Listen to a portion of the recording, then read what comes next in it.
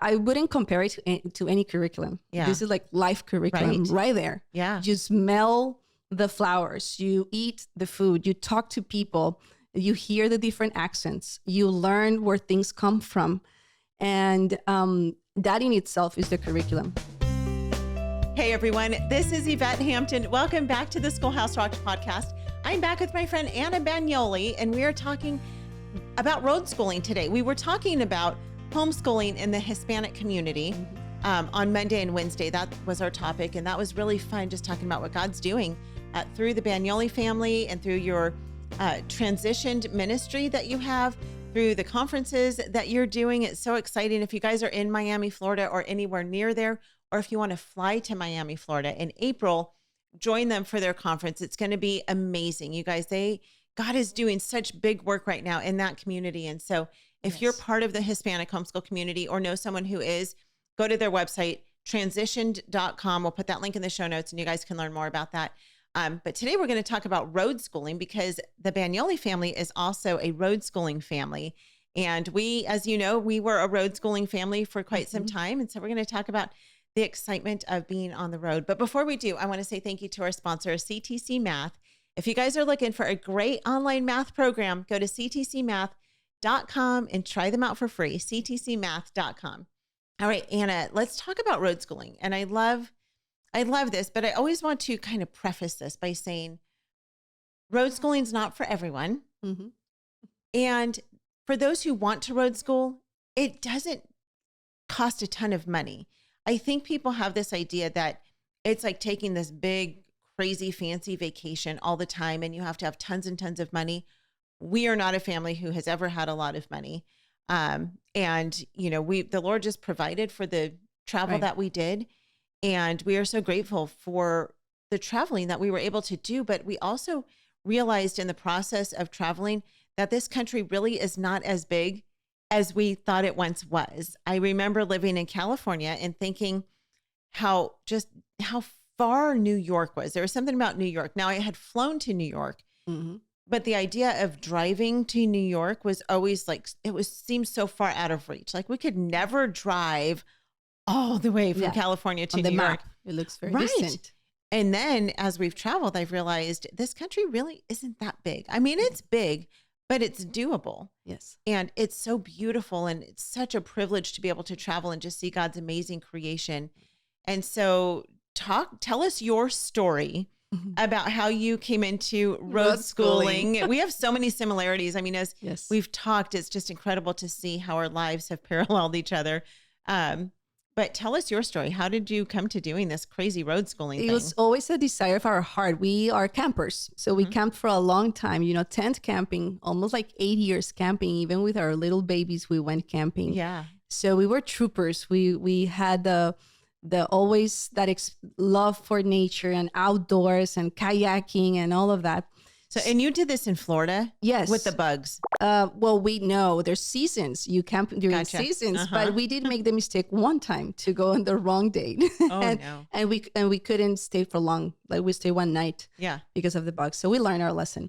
There's seasons. So we always plan ahead of the game, and we had various tents, and you get into it and, there's gear and you start getting into the outdoors life. But we always saw RVs around our state parks. So it was kind of like an illusion, like seeing the RV was kind of like very far to reach, and we wanted to do it one day. So we didn't plan actually to do it as it happened. It just was an opportunity that opened up after everybody was locked into their houses and transition started, growing. And it kind of paralleled between the growth of transition into our desire of getting to know the history of the country. And the Lord just allowed us to do that shift during that time. It was the perfect timing, I think, now that we go back and review the story ourselves. So we just transitioned into that desire of our heart, but with intentionality, seeing that it was needed also for us to understand the history. Our children are from here. So everything came together. And so we started, in April, we went full time on road schooling. It's been like 1.5 years already, and we still are doing it. We hope we can go to all the states if God allows. But it has been beautiful because along the way, transition, our vision has grown in the process. And we have grown as a family. We have matured in many ways. We have seen how blessed this country is. We have learned about your true history, not from the books, but from life experiences. We have talked to people, learned about the food, learned about the weathers, and the different experiences in every state. There's so much richness. Yeah. It's so worth it to do it. But definitely it comes with some challenges. Mm-hmm. So, like space is a challenge sometimes. Yeah. Or things catching on fire. Tell us your story, because this just happened 2 days ago. Yes. We were driving and one of the brakes actually caught on fire. On your RV. Yes. But we were able to see it. Ricardo is very cautious. So he was looking through the mirror and he saw some smoke coming out. So he stopped the RV. He came down and he took the fire extinguisher and he just extinguished the fire. So we had police come and escort us to be fixed. So we had to stop by force for 2 days that were not in the plan. This is the first time this happens to us in a year and a half. But it was a good learning experience too, since this is our life kind of we don't have we have no option. Happen. Yeah, right. So we just left the travel trailer to fix and we went to a hotel. So it was kind of like a small vacation for us. But this is all part of learning for life, know? So our children got to see how to manage things that you don't plan for. Yeah. So it's all character building there. It's not just the curriculum that we have to do. Mm-hmm. I will say the curriculum is the last thing we worry about. Yeah. The blessing is in the process of life skills, communicating, seeing the cops come, and it's exciting at the same time for the kids. What did we do? And it's like a movie. Oh, great! Thing. Mom and Dad are going to jail. And it's I wouldn't compare it to any curriculum. Yeah. This is like life curriculum right there. Yeah, you smell the flowers, you eat the food, you talk to people, you hear the different accents, you learn where things come from. And that in itself is the curriculum. That in itself is what you need your children to start valuing from an early age. Yeah. So we consider ourselves very blessed that at this age of our children, they are learning about their country. They're learning about values. They're learning about the Constitution. Yeah. We had to learn it too because we're coming from other countries.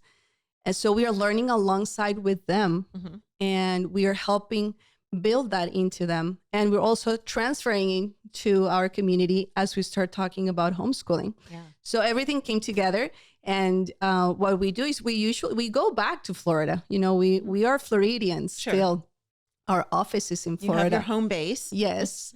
But we are traveling definitely a lot. We have already crossed 20 states and we hope we can finish the round. We plan for it. God allowing, we will do. But it has truly been like a dream come true. It may sound cliche or something, but it's really something we wanted since we were campers. And now we're living it. And it's a tremendous, tremendous way of living. Yeah, it's so fun. So with road schooling, let's talk about some of the logistics of how to make this work. How do you make road schooling work? So you guys like us, you not everyone has to do it this way. But you sold your house and you got an RV and you got a truck just like us. Yes. And you hit the road. Yes. And yes, we do have a curriculum, of course, but then we had to assign spaces for our kids. So remember, we used to have rooms for each kid and office space. And now you're narrowing down. So now the office became a plastic box where you keep all your things, basically what you need, like a few pens, some paper and rulers, and that's your office. You don't get a junk drawer in an RV. No. Just so people know. And that's the beauty of it because we have learned to simplify life and just have what you need. Yeah. So our children too, it has been for them an experience of being more tidy. They cannot have all these toys running around the house. They have to be cautious of the space usage.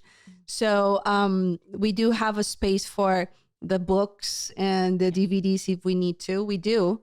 And the table, the dining table, it's our main table for the day to study. And then we just put everything away again into all these little holes that RVs have because RVs are full of spaces. Compartments. Like even on the seats, under the seats, you can stuff things. So it's definitely a change in priorities, I would say, for our kids and for ourselves you have to choose wisely how many books you want in the house. We still have a storage. So we have a library in our storage, and we just take a few books when we go on the road and then return them, because we cannot carry all of that. Right. And they're readers. So, we take like 3 books or 4 books for the road. And you have to actually worry about weight. Like that's something that you have to consider. Yes. Well, I didn't know that before we started RV, but yes. You have to be careful how heavy the things are that you take. And all your clothes don't fit too. Right. So it's by season. So we have to check the weather before we travel to see what kind of clothing we take. And the kids, again, they learned what they need, what they don't, that there's seasons that you might just wash a few clothes, and that's, 3 t-shirts and 2 pants might do it, instead of having 10 of each thing. And I think that's very, very powerful, because it's about the life experience. This is not written on the books.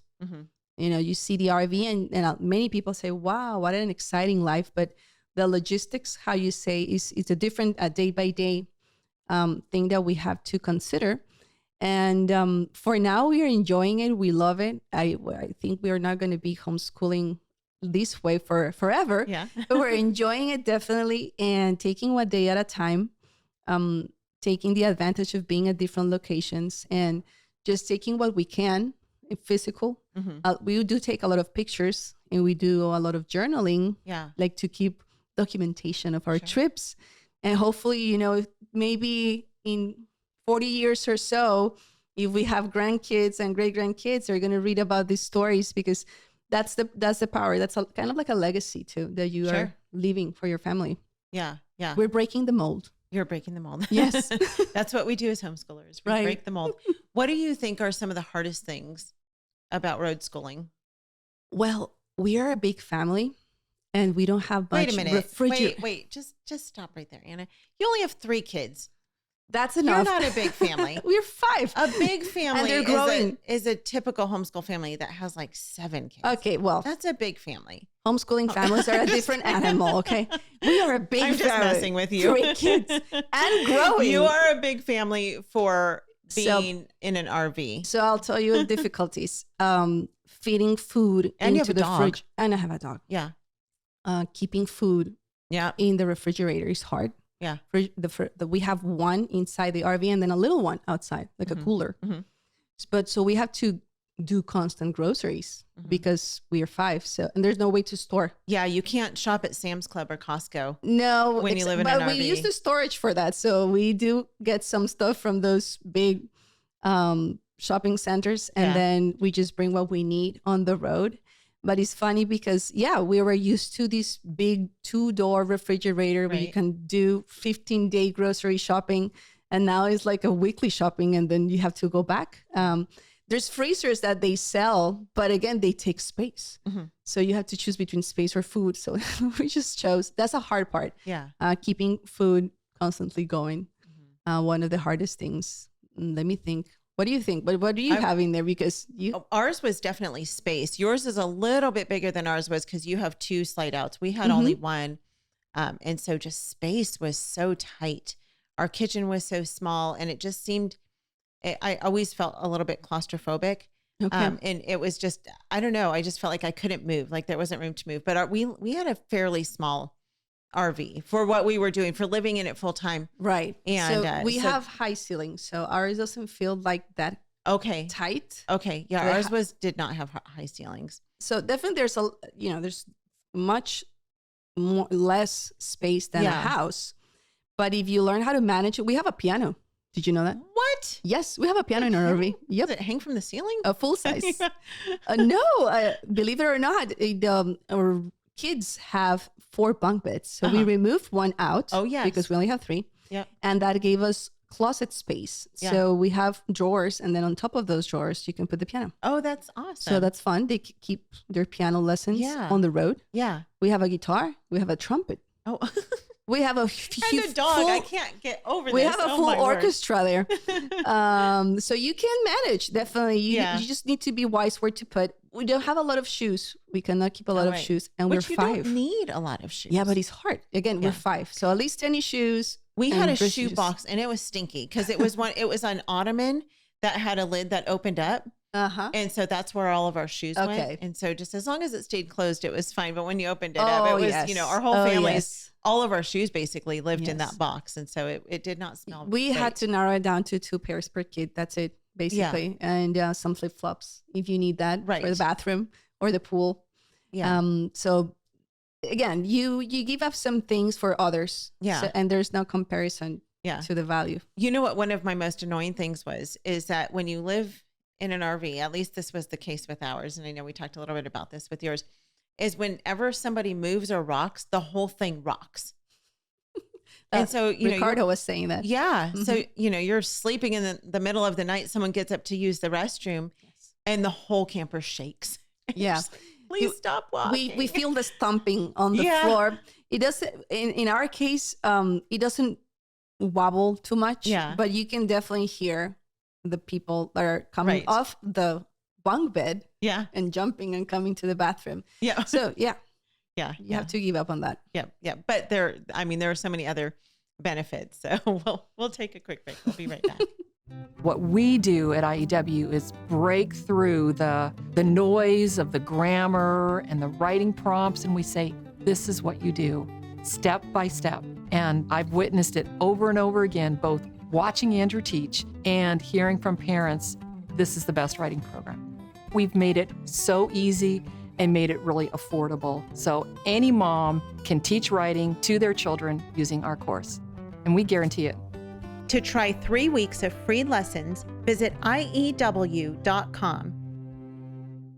We are back with Anna, and it's so fun road schooling because you get to experience life in a whole new way. We have driven so much of the map with our kids and not just looked at it in a book. We've gotten to go visit places that we had only ever seen pictures of, and myself included. Mm-hmm. And there's something so incredible about walking the National Mall in Washington, D.C. and going to different monuments and seeing the Grand Canyon. The Grand Canyon and Mount Rushmore, I think, were the two things that I had seen pictures of them my whole life. And there's no way to even comprehend how magnificent they are until you're standing in front of them. I agree. And just to see God's creativity is amazing. Even with Mount Rushmore, that man could create something so incredible, and it for me, I think it's really given me a whole new appreciation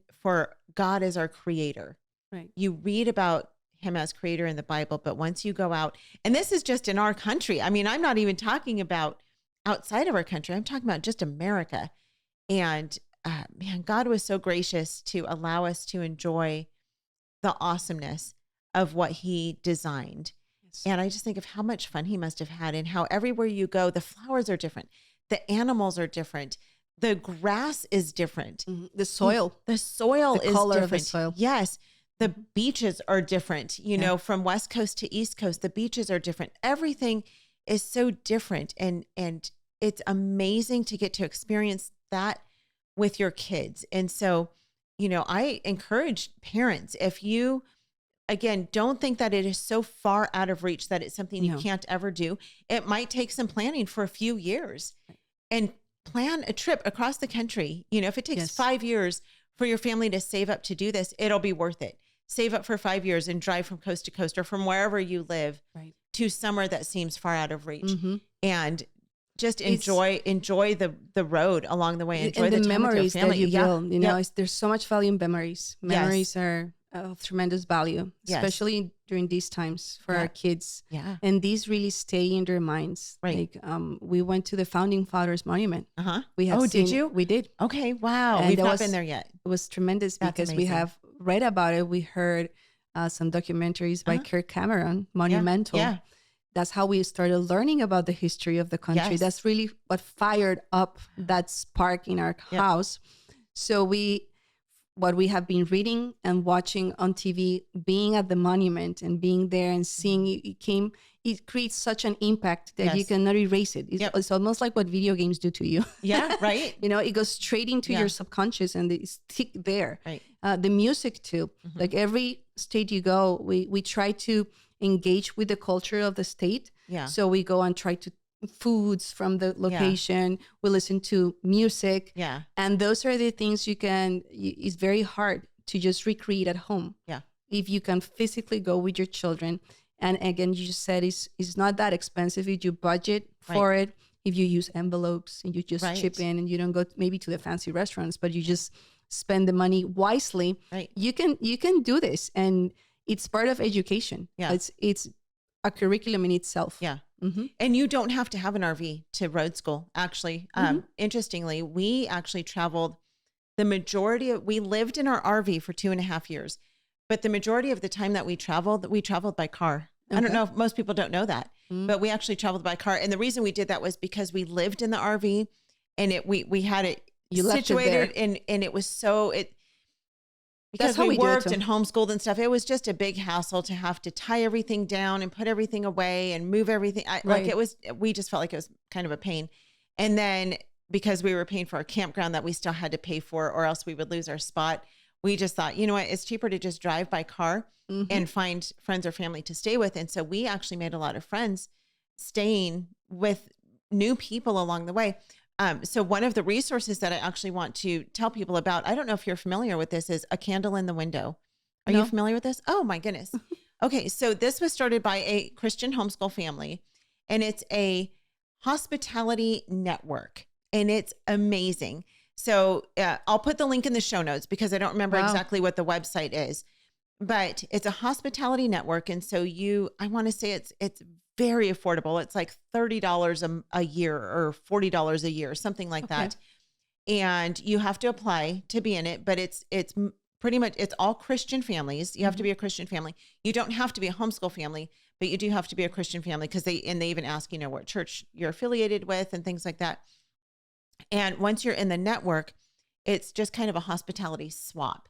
And so you open your home up either for overnight stays or for what they call conversational dinners. And so maybe if you don't have accommodations for people to stay in your home, you'd be willing to have them in your home and just make them a dinner. And so if someone's coming through your town, if they're part of the network, they can go on the website, see that they're traveling through Tulsa, Oklahoma, look on there and see who they might be able to stay with. Okay. And then if people are able to offer accommodations, it will say how many people they can accommodate, how many beds they have, if they have pets or if they don't have pets. And, it'll give some information on that family.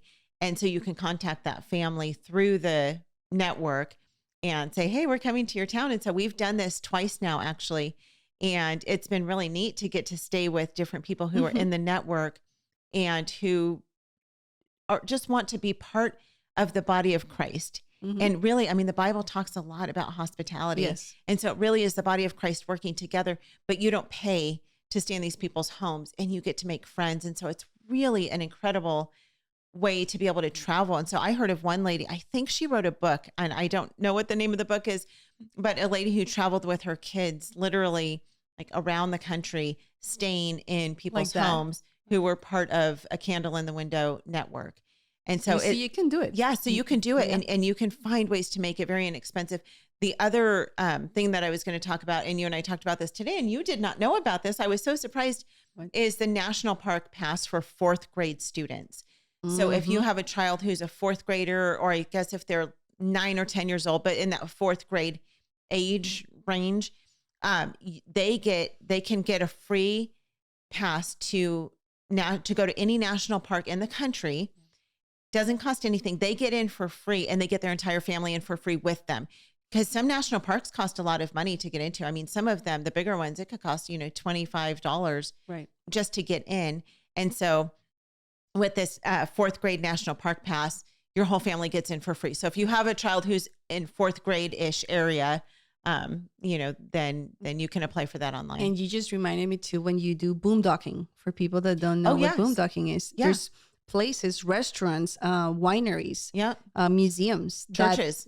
They open their spaces to boondock. And for those who don't know, is you stay there for a night for free, and you get to experience their location. We have done that so many times, and by that we have gone to see how wine is processed, and we have gone to get some pecans in Georgia, for example. And so it's very doable. She means pecans. Pecans. I'm sorry. Or as some Hispanic. In Georgia might say pecans. pecans, but it's not pecans, all y'alls. It's pecans. Pecans. Sorry about that. Thank you. Wait, how did you say it? Because that was really cute. Pecans? Pecans? I don't remember. I think you said pecans. Okay. You'll listen to the recordings. I'm sorry. No, I love it. I'm not from here. I love your accent. Try to do my best. So the boondocking, it's a really good way to do this road schooling thing and travel. You don't have to pay for a hotel stay. Right. You also pay like for a yearly membership and you get access to some of these resources. Yeah. We went to one that does oils, like sunflower oil, olive oil. Oh, so we got like a mini tour of how oil gets processed. Wow. And they allowed us to stay there for the night. So it's a different lifestyle. So it's another layer of homeschooling. It's another level, I will say, that you should experience if you can, or at least plan for it. Yeah. And as homeschoolers, we have the opportunity to travel oftentimes in the off season when the rest of the world is in school and working. And so that is another advantage to homeschooling is that we have freedom. If that you're able to do that with your job. We have the freedom to pick up and go whenever it works best for us. Yes. It does play into your advantage because sometimes you go to parks and they're empty. So you get to experience it faster and to yourself basically many times. Right. Than when everybody's on vacations and it's long lines. Yeah. Yeah. But I highly recommend it. Audiobooks are another great advantage. Not that you can't listen to audiobooks if you're on the road, but while you're on the road, it's a great time to listen to audiobooks and, sermons on audio. I mean, there's so many great things to listen to as a family and just music sometimes. So our family never agrees on music ever. All four of us have different taste in music. You do playlists? Oh, well, we're doing playlists now. So we just give like 20 minutes for each and they get to choose. And we just talk with what they choose for 20 minutes or 30. And it works well. We do have similarities, so we don't have a lot of conflict there. Yeah. But yes, when we're on the road, it's a tremendous opportunity. So many hours on the road to listen to audiobooks and to also learn about music. Yeah. So we listen to different you listen to Hispanic music? We do. Yeah. Every now and then our kids are learning about Hispanic music because my husband and I, we share some music in common that played in our countries. Yeah. And we still listen to some of those songs during the road trips. So our kids are learning that. They don't ask for that music whatsoever, but when they hear us, then they are starting to identify some singers that are from Dominican Republic or Colombian, and they start learning the language. They're fully bilingual, but even when you speak Spanish, you have different dialects and pronunciations and all of that. So it's fun. Everything is a learning experience when you're on the road. Yes. From being in the car to going into the woods, to getting late sometimes to the parks, because that happens too. Yeah. And to boondocking, which is so much fun too. Yeah. So exciting. Well, we will put all the links to all those things that we talked about in the show notes. And you guys, I encourage you to do it. Go travel with your family. It will bond you together in a way that's different than just being home. And being home is a great way to bond together as well, which is why we homeschool. But traveling together just brings a whole new element of that. And it's a really fun and exciting thing to do. So have your kids help earn money for some big and exciting trip that you might want to take, and go see something exciting. Go to the Grand Canyon. You haven't been there because you haven't been that far west. We haven't. You have to go to the Grand Canyon. It's awesome. Mm-hmm. I mean, there's just no other word. You just stand there, and there's to stand in front of it and not believe that there is a creator. Yes. Is just foolishness. Yeah, the land is a testimony that we have a creator. It's impossible to deny it. And when we went to North Carolina, we went to Mount Mitchell, which is the highest point in the east. So to see the mountains, you see layers and layers of mountains. You just spend a few minutes or hours just staring at how powerful that is. And you feel so little sometimes, right? Compared to the beauty of nature. Yeah, that really it makes you realize that we need to come to an understanding of why we are here. What's the purpose of our lives? What are we doing here? Yeah, and how does homeschooling come into play? Yeah, to highlight that purpose. Yeah, to help our kids understand their talents, their gifts, and their purpose. Yeah. It's there for us. We just need to open the book and read the book. Yeah. Mm-hmm. Amen. Well, you guys, thank you so much for listening this week. Anna, thank you for being with me. Thank you. It's been so fun. And I love having people in the studio with me. It's so much more exciting than talking to people. I love talking to people through the internet, through the World Wide Web, but it's more fun having people actually here in the studio because it's just more natural to talk to people face to face. You know why? We need this. Because God made us for a relationship. Amen. We need this. We do need this. And we love that you guys are on the other side of this. Thank you for listening this week. We hope you've been encouraged. If you have not signed up for a newsletter, go to our website, schoolhouserocked.com, sign up for a newsletter there. And if you would consider making a donation to the Schoolhouse Rocked ministry, we would greatly appreciate that. We are always in need of support for this ministry so that we can continue blessing you and doing what we do. Go to schoolhouserocked.com/support and you can donate any amount there. You could do a one-time donation or a monthly donation. Thank you guys. We'll see you back here next week. Have a great day. Bye. Education is discipleship, and this is something I didn't understand until I was probably 3 years into homeschooling. The Bible teaches us in Luke 6:40 that when a student is fully trained, he will be like his teacher. And as we look around the culture right now, I think it begs the question, who is teaching our children? Who is teaching our children, and what are they teaching our children? And to me, the primary benefit of having my children home with me is I am able to impart my worldview to my children.